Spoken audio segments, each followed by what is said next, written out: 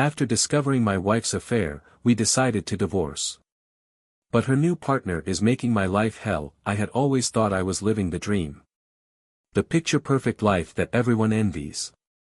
A stable job, a loving wife named Alex, 2 beautiful kids, Liam and Zoe, and a house in the suburbs. I had worked hard to get where I was, and it felt like everything was exactly as it should be. Alex and I had been together for over 10 years, and in those 10 years, I had never doubted her for a second. We had our arguments, of course, but every marriage has its ups and downs, right? Alex was the love of my life. We had met in college and hit it off instantly. She was smart, beautiful, funny, everything I could ever want in a partner. We built a life together, and I had always believed that nothing could tear that apart. But everything changed one fateful evening. It started with a small, insignificant detail that I never thought twice about, until I couldn't stop thinking about it. Alex had started being distant. At first, I shrugged it off. She had been working late more often, spending more time on her phone, and her mood seemed off. But I chalked it up to stress. After all, I knew how demanding her job was. She worked as a project manager at a tech company, and I knew the hours were long, especially with a recent promotion she had received. But one evening, as I sat on the couch, scrolling through my phone, something caught my attention. Alex had received a message on her phone. Normally, I never snooped through her things, but for some reason, that night, I couldn't help myself. The message was from an unfamiliar number. "I miss you so much, I can't wait to see you tonight." My heart skipped a beat. I stared at the screen, my mind racing. I had never seen this number before, and there was something about it that didn't sit right. I tried to convince myself that I was being paranoid, but the feeling in my gut wouldn't go away. I had to know who it was. The next few days were a blur. I tried to ignore the nagging suspicion that had taken root in my mind, but it grew stronger with each passing moment. I watched Alex more closely, noticing the way she seemed to avoid me, the way she'd act uncomfortable when I asked about her day. But when I confronted her about the message, she laughed it off, brushing it off as nothing more than a harmless conversation with an old friend. I wanted to believe her. I really did. But something inside me couldn't let go of the feeling that there was more to the story. A week later, I had a gut-wrenching decision to make.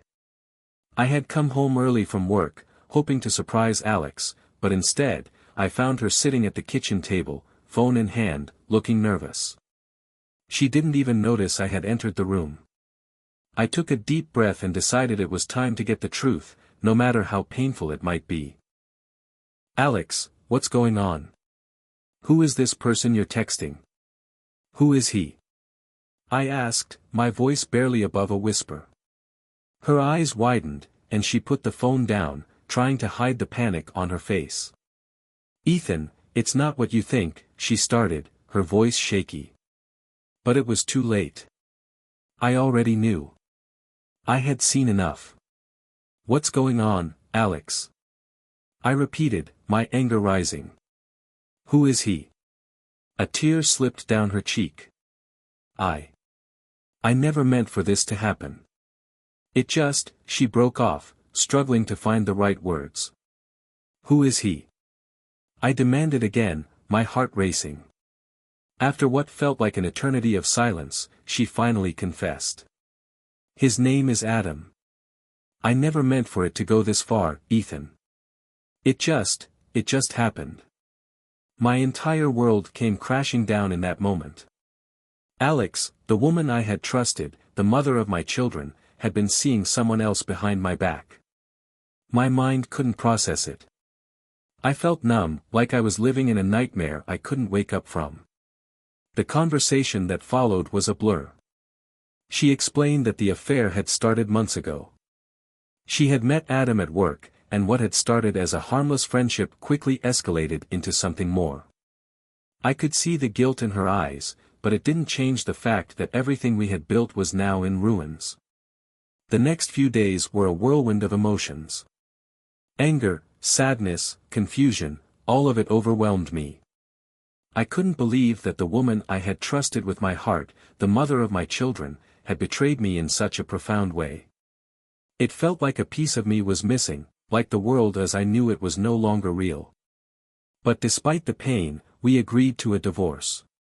Neither of us could continue living a lie. It was heartbreaking, especially for the kids, but we knew it was the right decision. We promised that, no matter what, we would put our children's needs first and remain civil for their sake. After all, they were the most important thing we had.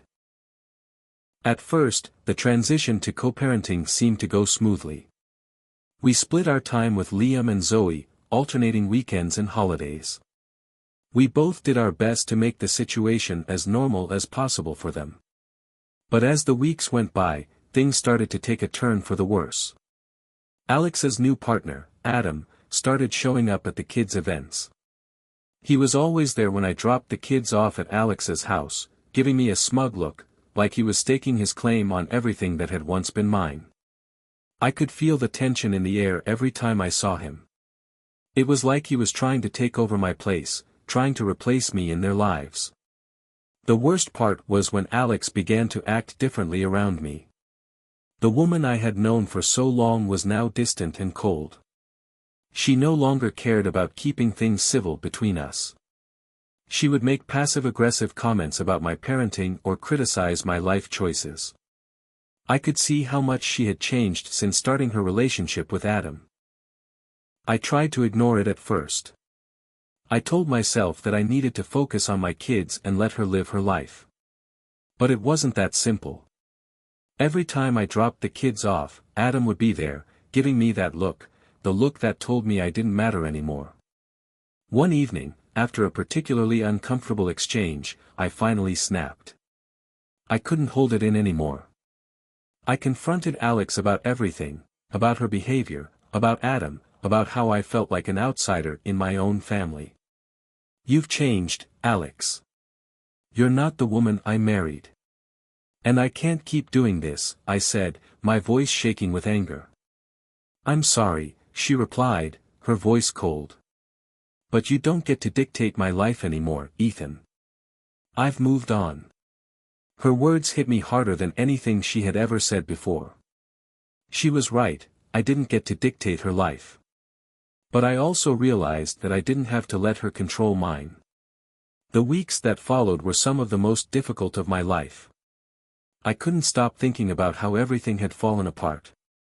I missed my old life, the one where everything made sense, where Alex and I were a team, raising our children together. But I knew I couldn't keep clinging to the past. So, I started to focus on myself. I took up new hobbies, spent more time with my friends, and focused on my career. Slowly, I began to find a new sense of purpose. I realized that my life wasn't defined by Alex or Adam or the divorce, it was defined by me and the choices I made moving forward. As the months passed, the tension between Alex and me began to ease. We weren't best friends, and we didn't always see eye to eye, but we learned to coexist. I learned to let go of the bitterness I had been holding on to, and she learned to respect my role as the father of our children. We were never going to be the same, but we could at least make things work for the sake of Liam and Zoe. Eventually, I found peace. It wasn't the life I had expected, but it was a life that I could be proud of. I had survived the worst pain I could imagine, and I had come out the other side stronger and more determined than ever. If you've ever experienced a betrayal or faced the challenges of co-parenting after a divorce, I'd love to hear your thoughts. How did you navigate such a difficult time? Drop a comment below and share your story. If you enjoyed this video, don't forget to hit the like button and subscribe to our channel for more real stories like this. We're here to create a community where you can find support, understanding, and strength. Thanks for watching, and remember, you're not alone in this journey.